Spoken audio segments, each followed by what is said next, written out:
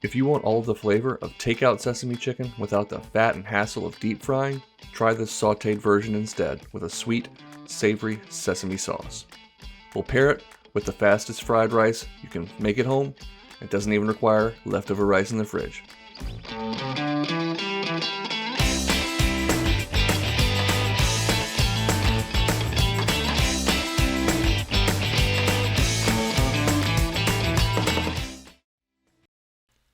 We'll get started by making our sesame sauce. We're going to just put everything in one bowl here. We're going to go in with a few tablespoons of honey, about 1/3 of a cup of soy sauce, 1/3 cup of ketchup. All these ingredient amounts will be down below as well. Some brown sugar, and a couple tablespoons of rice wine vinegar. Now, most recipes tell you to put garlic and onion in the pan first and then add your sauce, but we're going to put everything in here all together and it's going to work just perfectly. I've got a tablespoon of sesame oil going in, followed by a heaped tablespoon of garlic, ginger, and green onion whites, and a couple teaspoons of cornstarch to get everything nice and thick and luscious when we coat our chicken. Finally, I'm going to toss in a few sesame seeds, just give everything a very thorough whisking to combine. Alright, we can set that aside.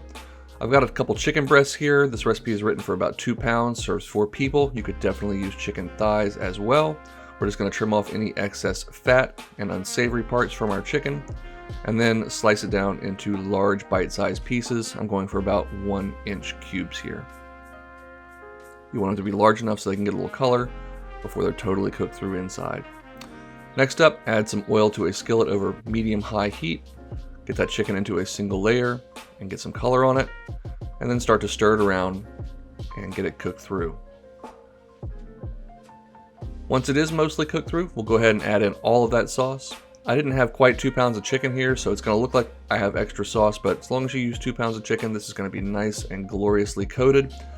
Once that comes to a boil, you are all set. Now, for our fried rice, I'm using microwave rice. Typically with fried rice, you need to use day-old rice that's cooled in the fridge, but this microwavable stuff works just fine.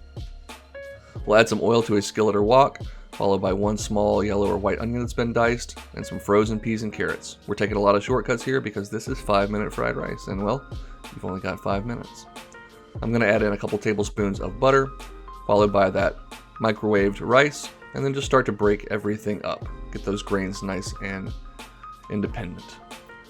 When I add in a touch of garlic powder there, you could use fresh garlic if you wanted, and then follow that with about a tablespoon of dark soy for color, and a couple tablespoons of regular soy sauce for seasoning and flavor.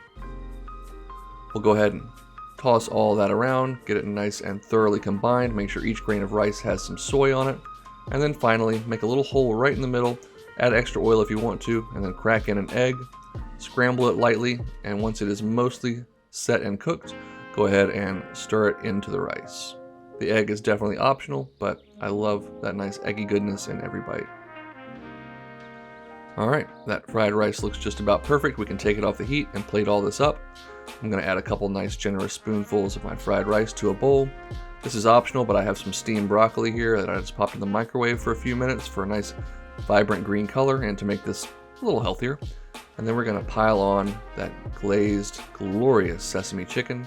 I'm telling you guys, the fried stuff is nice because it has that crunch, but it's a lot of work to bread and fry chicken at home, and I'm not always into that. So I want all of the sesame flavor, but didn't want all the extra effort of frying, and I think this recipe really nails it.